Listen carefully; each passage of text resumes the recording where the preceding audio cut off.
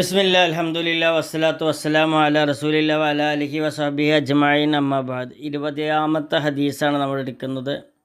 വിലപ്പെട്ട 3 ഉപദേശങ്ങൾ.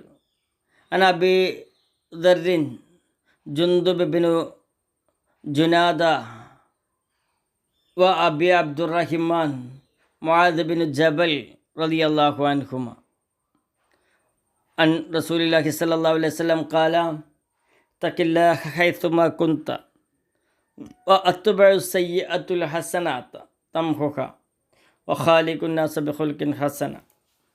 അബൂദർ ജുന്ദുബ് ഇബ്നു ജുനാദ റളിയല്ലാഹു അൻഹുവും അബു അബ്ദുറഹിമാൻ മുആദ് ഇബ്നു ജബൽ റളിയല്ലാഹു അൻഹുവും നിവേദനം ചെയ്യുന്നു. അള്ളാഹുവിൻ്റെ ദൂതർ സല്ലല്ലാഹു അലൈഹി വസല്ലം പറഞ്ഞു, നീ എവിടെയായാലും അള്ളാഹുവിനെ സൂക്ഷിച്ച് ജീവിക്കുക. ഒരു തിന്മ ചെയ്താൽ അതിന് ശേഷം ഒരു നന്മ ചെയ്യുക. അത് തിന്മ മായ്ച്ചു കളയും. മനുഷ്യരോട് നല്ല സ്വഭാവത്തോടുകൂടി മനുഷ്യരോട് നല്ല സ്വഭാവത്തോടുകൂടി പെരുമാറുക. ഈ ഹദീസിൽ വളരെ പ്രധാനപ്പെട്ട 3 ഉപദേശങ്ങളാണ് ഉൾക്കൊള്ളുന്നത്. 1, തഖ്വ കൊണ്ടുള്ള വസിയത്ത്. തഖില്ലാഹ ഹൈസുമാ കുന്ത. ചെറുപ്പ വലിപ്പ വ്യത്യാസമില്ലാതെ ആർക്കും നൽകാവുന്ന എല്ലായ്പ്പോഴും ഉണ്ടാകേണ്ട മൂല്യവത്തായ ഉപദേശമാണ് തഖ്വ കൊണ്ടുള്ള വസിയത്ത്. സകല പ്രവാചകന്മാരും നബിമാരും തങ്ങളുടെ സമുദായത്തെ ഉണർത്തിയ പ്രധാനപ്പെട്ട ഉപദേശമാണ്.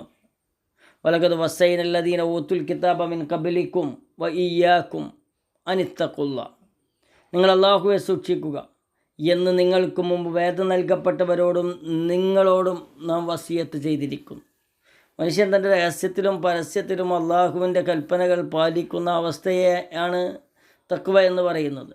ആളുകൾ കാണുന്നുണ്ടോ ഇല്ലയോ എന്നതല്ല, അള്ളാഹു കാണുന്നു എന്ന ബോധമാണ് യഥാർത്ഥ തഖ്വ. ഹൈസുമാ കുന്ത്, എവിടെയായിരുന്നാലും എപ്പോഴാണെങ്കിലും രഹസ്യത്തിലും പരസ്യത്തിലും സന്തോഷവേളകളിലും റബ്ബിനെ മറക്കാതെ, സന്താപവേളയിലും അതിരുവിട്ട പ്രവർത്തനങ്ങൾക്ക് മുതിരാതെ ഏത് സന്ദർഭത്തിലും സൂക്ഷ്മത ജീവിതത്തിൽ കാത്തു സൂക്ഷിക്കണം.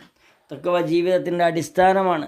ആരാധനയിൽ മാത്രമല്ല, കുടുംബജീവിതത്തിൽ, സമ്പാദ്യത്തിൽ, ബന്ധങ്ങളിൽ എന്നിങ്ങനെ ജീവിതത്തിൻ്റെ നിഖല മേഖലകളിലും അതുണ്ടായിരിക്കൽ അനിവാര്യമാണ്. ഹദീസിൽ സഹാബിയോടാണ് ഈ ഉപദേശമെങ്കിൽ എത്ര വലിയ പണ്ഡിതനാണെങ്കിലും തഖ്വ അനിവാര്യമാണ്. തഖ്വ കൊണ്ടുള്ള നേട്ടങ്ങൾ എന്തൊക്കെയാണ്? കാര്യങ്ങൾ എളുപ്പമാകും. വമയ്യത്തഖില്ലാഹ യജ്അൽ ലഹു മഖ്റജ വമയ്യത്തഖില്ലാഹ യജ്അൽ ലഹു മിൻ അംരിഹി യുസ്റ എന്നൊക്കെ ആയത്ത് വന്നിട്ടുണ്ട്. അപ്പോൾ കാര്യങ്ങൾ എളുപ്പമാകും. പ്രതീക്ഷിക്കാത്ത മാർഗത്തിലൂടെ ഉപജീവനം ലഭിക്കും. ബറക്കത്തുണ്ടാകും.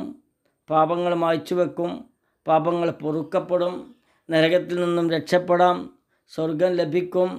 തിന്മക്ക് പിന്നാലെ നന്മ ചെയ്താൽ വത്ബ സയ്യിഅത്തു ഹസനത്തു തംഹുഹ. തിന്മക്ക് പിന്നാലെ നന്മ ചെയ്താൽ ആ തിന്മ മായ്ക്കപ്പെടും. മനുഷ്യൻ്റെ ഹൃദയം തിന്മകളിലേക്ക് ആകൃഷ്ടനാണ്. തൻ്റെ ഇച്ഛകളെ പിടിച്ചു കെട്ടുക എന്നത് വലിയ അധ്വാനമാണ്. ജീവിതത്തിൽ സംഭവിച്ചു പോകുന്ന തിന്മകൾ അവനെ പ്രയാസപ്പെടുത്തും.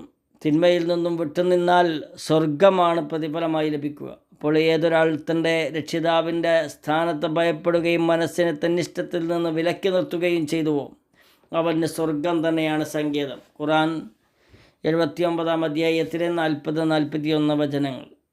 തിന്മകൾ സംഭവിച്ചു പോയി എന്നതോർത്ത് ജീവിതം നശിപ്പിക്കേണ്ടതില്ല എന്നും നന്മകളിലൂടെ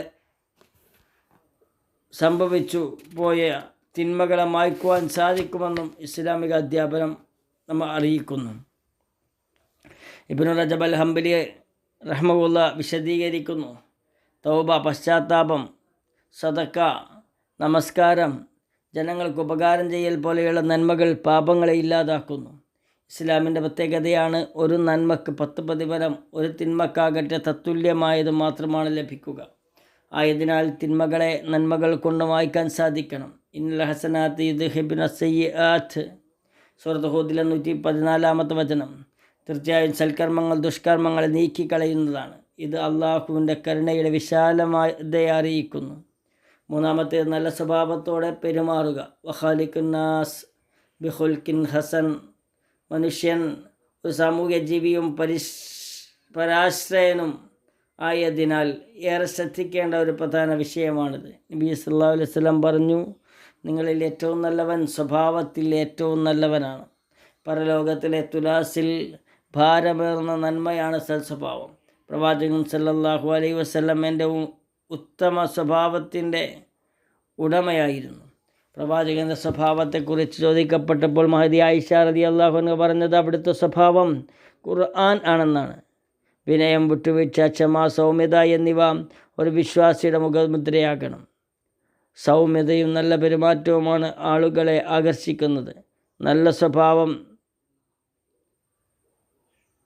സ്വർഗത്തിൻ്റെ ഉന്നതങ്ങളിലെത്തിക്കും. ചുരുക്കത്തിൽ ഈ 3 ഉപദേശങ്ങൾ സ്വീകരിക്കുന്നതിലൂടെ ഇരുലോകത്തും വിജയമുണ്ടാകുന്ന ഒരവസ്ഥയിലേക്ക് നമ്മൾ എത്തിച്ചേരും. അല്ലാഹു തൗഫീഖിനെ പ്രദാനം ചെയ്യുമാറാകട്ടെ.